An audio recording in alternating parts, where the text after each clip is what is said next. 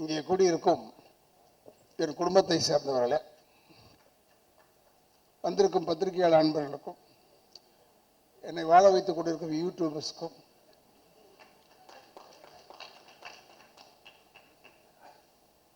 இந்த இடத்தை அளித்திருக்கும் நிர்வாகத்திற்கும் என்னுடைய முதற்கண் வணக்கத்தை தெரிவித்துக் கொண்டு, இங்கே வந்து அமர்ந்து இந்த இடத்தை பெருமைப்படுத்திய என்னுடைய அன்பு சகோதரர், அற்புதமான ஒரு இயக்குனர், எனக்கு வாய்ப்பு கிடைச்சு கூட அவரோட நான் செய்ய முடியாமல் போயிடுச்சு. அது ஒரு வருத்தம் இருக்கு. அப்பேற்பட்ட என்னுடைய அன்பண்ணன் திரு பாக்கியராஜ் சார் அவர்களுக்கும், எங்களுக்கு முன்னால் பேசிய அவங்க வந்து எம்எல்ஏ அந்த லெவல் கிடையாது. அவங்க ஒரு மினிஸ்டராக இருக்கிறதுக்கு லாயக்கானவங்க. இங்கே இல்லை, நார்த்தில் இல்லை, இங்கே ஆக்க மாட்டாங்க. இங்கே கொஞ்சம் கஷ்டப்படுவாங்க. ஏன்னா உண்மையை பேசுகிறவங்க இருக்கக்கூடாது. அதே போல் நான் இங்கே வந்தே ஆக வேண்டும் என்று சொன்னேன். எனக்கும் இந்த படத்துக்கு சம்பந்தம் கிடையாது. ஆனால் சம்பந்தம் இருக்கிறது ஒன்றே ஒன்று, இந்த தம்பிதுரையால்.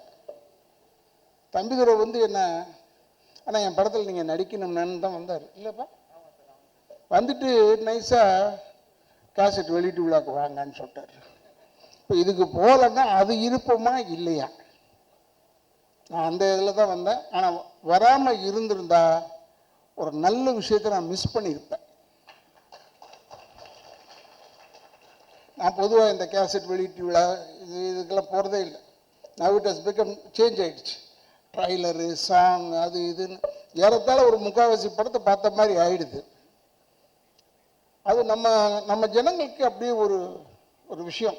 இதில் இருக்கிற சிரமம் தெரியாமல் தேட்டரில் படம் பார்த்துக்கிட்டே இருப்பான். இன்டர்வெல்லே அமுத்திடுவான் அந்த ஃபோனில்.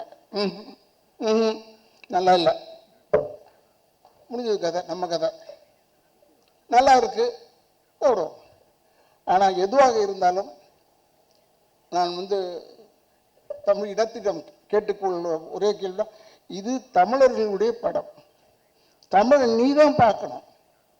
இது தெலுங்காரங்க பார்த்தோ இல்லை ஹிந்திக்காரங்க பார்த்தோ இல்லை மலையாளிஸ் பார்த்தோ இது ஓட போகிறதில்லை. அதனால் நீ பார்க்க வேண்டும். நீங்கள்லாம் வந்து எங்களை பார்க்கும்போது காரில் நான் அதுக்கு தான் சில பேர்கிட்ட சொல்லுவேன். நானும் சகோதரர் விஜயகாந்த்லேருந்து நாங்களாம் ஒன்றா இருந்தோம். எஸ் சந்திரன், பாண்டியன், தியாகு, சந்திரசேகர். காரில் போடுற நடிகர் போடுற திரும்பியே பார்க்காத.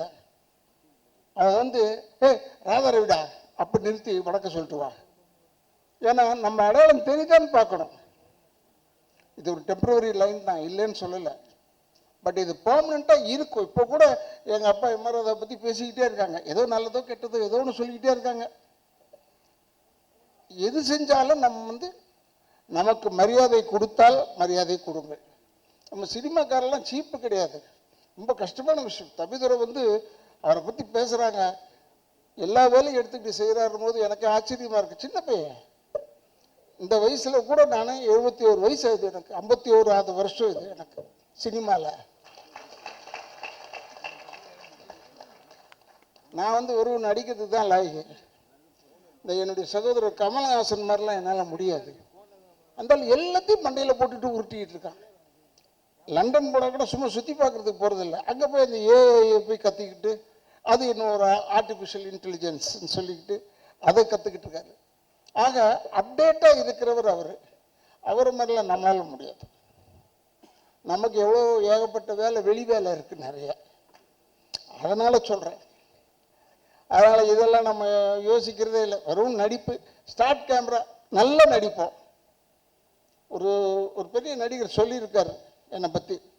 இல்லை சார், அவர் படத்தில் போடலாம், லேட்டாக வருவார், சாப்பாடு அது வேணும் கேட்பார், படத்துக்கு இடம்லாம் இருக்காருன்னு கேட்பாருன்னு சொல்லாமல் அவர் ஒரே ஒரு வார்த்தை ஃபஸ்ட்டு, நல்லா நடிப்பார் சார், அது ஒரு தொல்லை.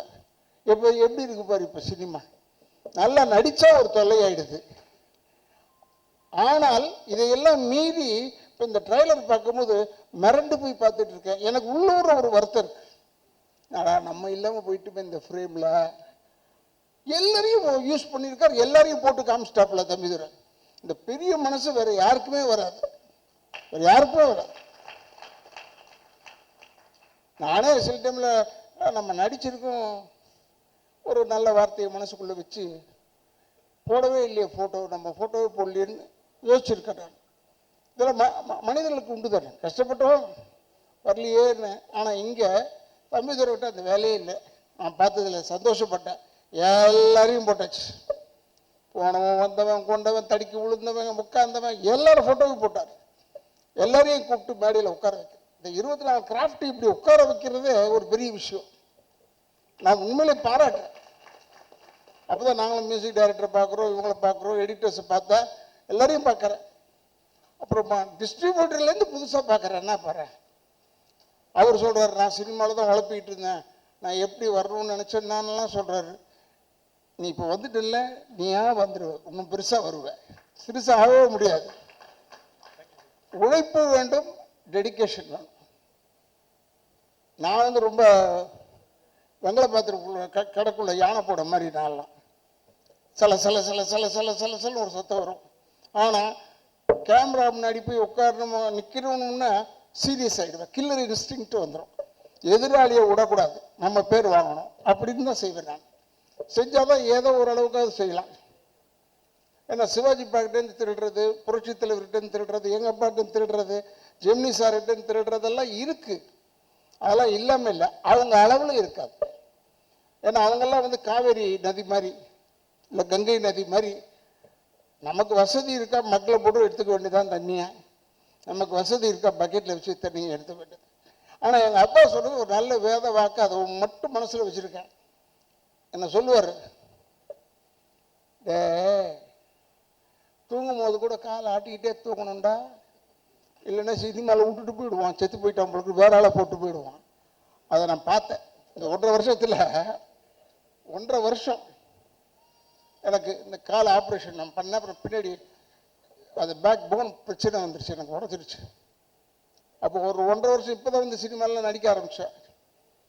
இதை எழுதுறாங்க, உடம்பு சரியில்லைன்றதை போடுறான், உடம்பு நல்லா ஆயிடுச்சுன்றதை போட வேணாம்பா, ஏன் அதை மட்டும் போட மாட்டேங்க.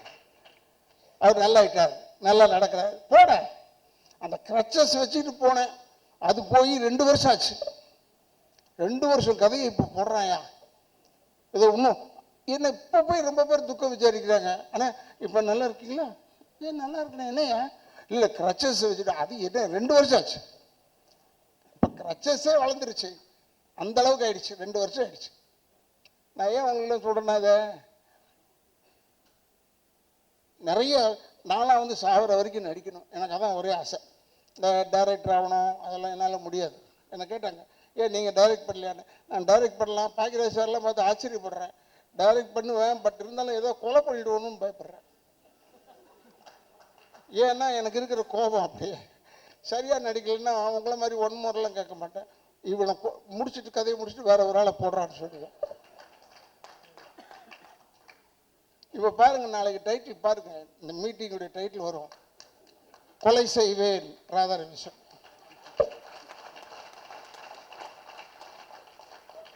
அதுக்கு தானே சொல்றது நானும்.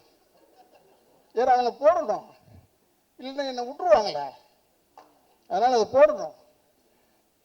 என்ன சொல்றேன்னா, கெட்டதே போடுறோமே, கொஞ்சம் நல்லதையும் போடலாமேன்றதுக்காக சொல்றேன். ஏன்னா ராதாரவி பேசினால கொலை செய்வேன் செய்வேன் சொல்லு வர்றான்.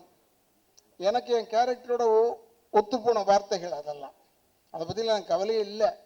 இருந்தாலும் ஒன்று சொல்கிறேன், உண்மையை பேசுவதற்கு நம்ம பயப்படவே வேணாம்.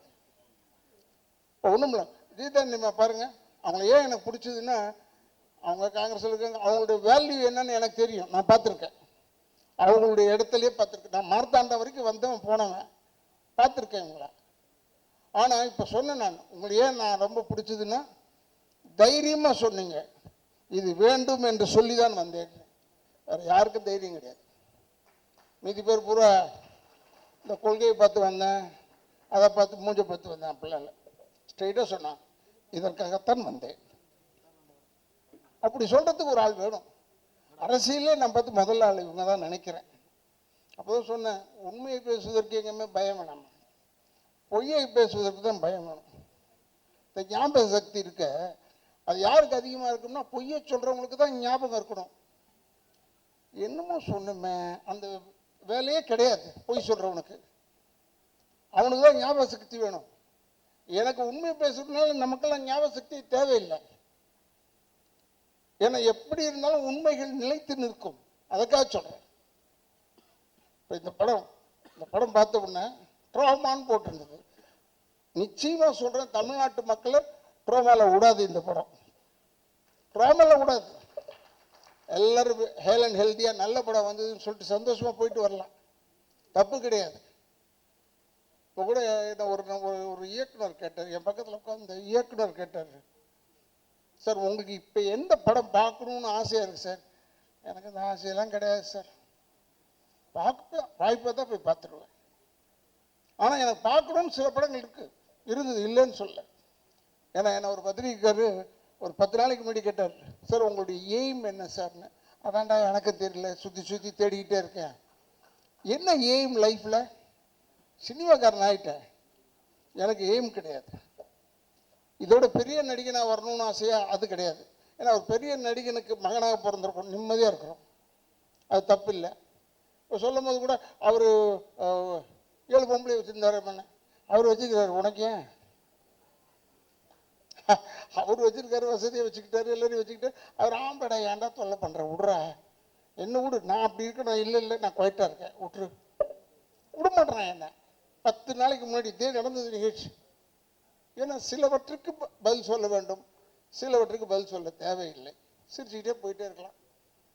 அது தப்பாக எழுதுவாங்க, அவர் நாங்கள் கேட்டோம் பதிலே சொல்லவில்லைன்னு, அதை எழுதிட்டு போட்டு தப்பு இல்லை. ஏன்னா அவங்களுக்கு ஓடணுமே, செய்தி நிறைய வேணும், செய்தி வேணும்.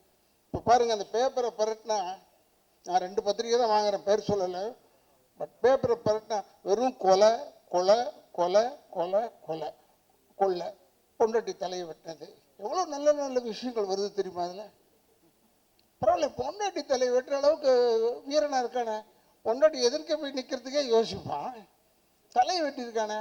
கேட்டால் மது ஏதோ ஒன்று கஞ்சா ஏதோ ஒன்று போட்டுக்கிட்டு கொண்டுட்டான். எவ்வளோ கொலை! முந்தியாவது அந்த பத்திரிக்கையில் 2-3 கொலை தான் வரும், இப்போ பத்திரிக்கை ஃபுல்லாக கொலை, அதில் நடுவில் நம்ம செய்தி 2-3 வருது. எதுக்கு சொல்கிறேன்னா, தயவுசெய்து டோன்ட் என்கரேஜ், இதெல்லாம் என்கரேஜ் பண்ணாதீங்க. இந்த படத்தை பாருங்கள், பெருசாக எழுதுங்க, நீங்கள் பெருசாக எழுதணும்னு சொல்கிறேன். ஆனால் நீங்கள் எடுத்த உடனே அவர் எழுதியிருக்காரு, இருந்தாலும் கதை வளவளன்னு போகிறது. எதுக்கு இது? வளவளன்னு போனான்னா வளவளன்னு போனான், அவன் எடுத்தது அவ்வளோதான். முடிஞ்சா பாரு, இல்லைன்னா போயிட்டே இரு. நான் சொல்கிற கதை தான். நான் எப்போ அதை சொல்லுவேன், ராதா ரவி நல்லா ஆக்ட் பண்ணலையா சார்? நல்லா ஆக்ட் பண்ணலன்னா நான் நடிச்சிட்டேன்ல, படம் ரிலீஸ் ஆகிடுச்சில்ல, விட்டுட்டு போ, என்ன பார்க்காத, அடுத்ததை பாரு. எதுக்கு சொல்கிறேன்னா, இப்போ தான் ஒரே காம்பவுண்டில் 7-8 தேட்டர் வர ஆரம்பிச்சிருச்சு. இருக்கிற தேட்டர் பூரா இடிச்சிட்டேன், அதெல்லாம் போயிடுச்சு. நல்ல நல்ல தேட்டர்ஸ்லாம் இருக்குது, போயிடுச்சு. நான் தெரியாதனமாக கேட்டேன், வெல்லிங்டன் இருக்கான்னு கேட்டுட்டேன். ஏன்னா வெல்லிங்டனில் ஒரு சின்ன கதை இருக்குது, அதுக்காக கேட்டேன். இல்லைடா அதெல்லாம் எப்பயோ இடிச்சிட்டாங்க. என்னடா இது, நம்ம எந்த உலகத்தில் இருக்கோம்? வெல்லிங்டனை இடிச்சிட்டாங்க, எல்லாத்தையும் இடிச்சிட்டாங்க. ஆக உங்களுக்கு சொல்கிறேன், தயவுசெய்து இப்போ சினிமா எடுக்கிறது தான் சேலஞ்ச். ஏன்னா சினிமா எடுப்பது ரொம்ப சுலபம், நடிக்கிறது ரொம்ப ஈஸி, எல்லாம் ஈஸி.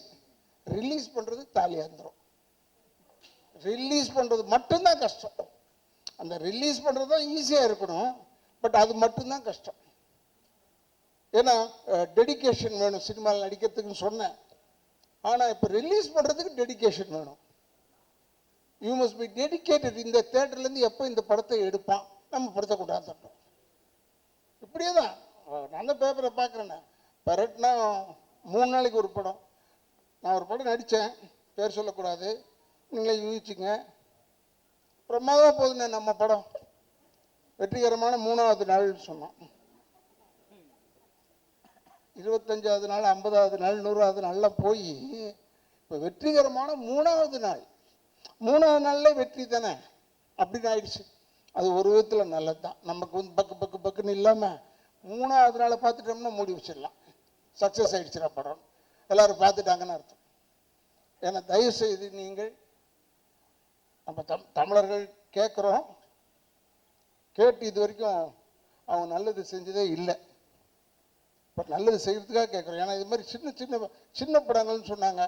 சின்ன படம் பெரிய படம் எல்லா படத்துக்கும் பணம் தான் செலவாகுதே ஒழிய பருத்தி கொட்டை புண்ணாக்கா தவிர. தம்பிதுரையை கேட்குறேன், நான் நடிகனாக இருந்திருந்தா என்கிட்ட என்ன பருத்தி கொட்டை புண்ணாக்கா கொடுக்குறாரு, பணம் கொடுக்குறாரு. இந்த படம் ஓடணும், ஓடினாதான் தமிழ்நாட்டுக்கு நல்லது. அவார்டு வாங்கின ஆளுங்கெல்லாம் பார்த்தேன். பட் ஓடணும், ஓடுறதுக்கு ஒரு 10 நாளாவது ஓடணும் இப்போ இருக்கிற நிலவரத்தில். ஏன்னா 200 தேட்டர் ரிலீஸ் பண்ணுறீங்க, அதனால் ஒரு 100 நாள் 50 நாள் ஒன்று 10 நாள் ஓடணும் இல்லையா?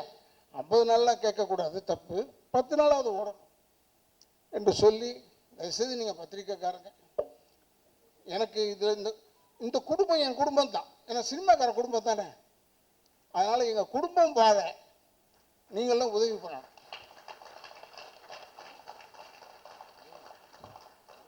எங்களுக்கெல்லாம் வீடு தர மாட்டீங்க. பொதுவாக பப்ளிக் வந்து எங்கே வேணாலும் கேளுங்க, வாடகை வீட்டுக்கு நடிகராலேயே போக முடியுமா? முடியாது. ஆனால் இவங்க பொழுது போக்குறது யாருன்னா எங்களை பார்த்து தான் பொழுது போகுது. ஜாலியாக இருக்காங்க, ரசிக்கிறாங்க, டிவி ஆன் பண்ணிவிட்டு நம்ம படங்களை தான் பார்க்குறாங்களே ஒழிய. அப்போ போய் கேட்டு பாருங்க, சார் இவ்வளோ நேரம் சிரிச்சுட்டு இருந்தீங்க, நான் தான் சார் அந்த நடிகன், எனக்கு ஒரு வீடு கொடுங்களேன். வீடு தர மாட்டோம் சினிமாக்காரனுக்கு. ஏன்? நீ சந்தோஷப்படுறதுக்கு சினிமாக்காரன் தேவைப்படுறாங்க, ஆனால் வாடகை இருக்கிறதுக்கு எங்களுக்கு விட மாட்டுறாங்க. அதனால் நீங்கள் பண்ணுறதுல தான் எங்களுக்கெல்லாம் வீடு கொடுக்கணும் கேட்டால். அதனால் சொல்கிறேன், தயவுசெய்து சினிமாவை வாழ விடுங்கள். அது வீழ்ந்தா நிறைய பேருக்கு வேலை கிடையாது, ஞாபகம் வச்சுக்கோங்க. நிறைய பேருக்கு வேலை கிடையாது. அது வீழ்ந்தா நிறைய பேருக்கு வேலை கிடையாது. அதனால் அது வாழ வேண்டும், சினிமா வாழணும். அதுக்கு நீங்கள்லாம் உதவி செய்யணும்னு பத்திரிகை தோழர்களையும் யூடியூபர்ஸையும் நான் கேட்டுக்கொண்டு, என்னுடைய வந்த ஜனங்க எல்லாருமே வெளியே போகும்போது நல்லா இருந்ததுப்பா ட்ரைலர்னு சொல்ல கற்றுக்குங்க. முதல்ல அது இருக்கு, ஆனாலும் என்னது ஆனாலும் இல்லை, அது அது இந்த இடத்து ஃபுல் படத்தை பாருயா, பார்த்துட்டு சொல்லியா. தயவுசெய்து இதுக்கெல்லாம் என்கரேஜ் பண்ணுங்க, வாழ விடுங்கள். நான் சொன்னேன், தம்பிகிட்ட சொன்னேன், பக்கத்தில் இருந்து பெரிய டைரக்டர் தம்பிகிட்ட சொன்னேன், தேட்டரில் போய் தான் நான் படம் பார்ப்பேன். நான் இந்த திருட்டு விசிடி இதெல்லாம் பார்க்க மாட்டேன். எனக்கு அது ஒரு கெட்ட பழக்கம். தேட்டரில் போய் பார்த்தா தான் படம் பார்த்த மாதிரி இருக்குது. தேட்டரில் போய் பார்த்தா பிசாசெல்லாம் நான் தேட்டரில் போய் பார்த்தேன். அப்போ தான் எனக்கு தெரிஞ்சது எவ்வளோ கைத்தட்டல் வந்தது, எவ்வளோ கைத்தட்டல் வரலன்றது எனக்கு தெரியுது. அதுக்காக சொல்கிறேன். இந்த புது செருப்போ ஏதோ ஒன்று எடுத்தார் நடிகர் பார்த்திபன் சார். அவர் எப்பயுமே கொஞ்சம் அதை யாருக்கு புரிஞ்சிடக்கூடாதுன்னு ஒரு படம் எடுப்பார், அது வேறு விஷயம். ஆனால் புதுமையாக எடுப்பார். இதை நான் போய் தேட்டரில் போய் பார்த்தேன். அவர்கிட்ட ஃபோன் பண்ணி சொன்னேன், எப்போ படத்தை போய் பார்த்தேன்ப்பா தேட்டரில், நல்லா இருந்ததுப்பா. ஏன்னா நல்லா இருந்தால் ஒரு சின்ன என்கரேஜ்மெண்ட் தானே அவங்களுக்கு. மற்றதெல்லாம் மற்றதெல்லாம் நம்மளால் செய்ய முடியாது. முதல்ல இந்த டைட்டில் வைக்க முடியுமா? அதே முடியாது. அது மாதிரி இந்த ட்ராமா டைட்டில் வந்து ரொம்ப கேட்சியான டைட்டில், ரொம்ப கேட்சியான டைட்டில். ட்ராமான்னு பார்த்த உடனே இந்த மாதிரி முதல்ல சொல்லியிருந்தாங்க, இவனை இஷ்டத்துக்கு வச்சுருப்பாங்க போல ஒரு பேர். எவ்வளோ தூரம் முந்தியெல்லாம் வந்து ஒரு நடுவில் ஒரு வாட்டி சென்சார் வந்தது, டைட்டில் தமிழில் வைக்கணும். தமிழில் வைங்க, ட்ராமான்றது தேங்க்யூ மாதிரியா? இப்போ தேங்க்யூன்னு சொல்கிறோம், இல்லை தமிழில் சொல்லுங்க நன்றின்னா அது வரவே வராது. நன்றி தேங்க்யூ தான் ஈஸியாக வரும். இந்த ட்ராமா ஈஸியாக வரும். இந்த படம் ஓடணும். இளைஞர்கள் அவங்க எல்லாருமே கஷ்டப்பட்டவங்க, கஷ்டப்பட்டு உழைச்சி தான் வந்திருக்காங்க. யாரும் தூங்கிக்கிட்டு வீட்டில் தூங்கிட்டு தட்டி எழுப்பி வா பண்ணி டைரக்ட் பண்ணப்பான்னு சொல்லலை. ரொம்ப கஷ்டத்தில் வந்திருக்காங்க. கஷ்டம்னா இந்த கஷ்டம், பல கஷ்டத்தை சொல்லவில்லை. அதனால் அந்த சிரமப்பட்டு வந்தவர்களுக்கு நீங்கள் சிரமம் பார்க்காமல் இந்த படத்தை அவங்களை வாழ வைப்பதற்காக நீங்கள் வாழ்ந்து காட்டுங்க, அவ்வளோதான் சொல்வேன். நீங்கள் எல்லாருமே ஹெல்ப் பண்ணணும் என்று சொல்லி தயவுசெய்து உங்கள் பாதங்களை தொட்டு வணங்கி கேட்டு என்னுடைய குடும்பத்தின் சார்பாகவும் திராவிட இயக்கங்கள் சார்பாகவும் நன்றியை கூறி விடைபெறுகிறேன். நன்றி, வணக்கம்.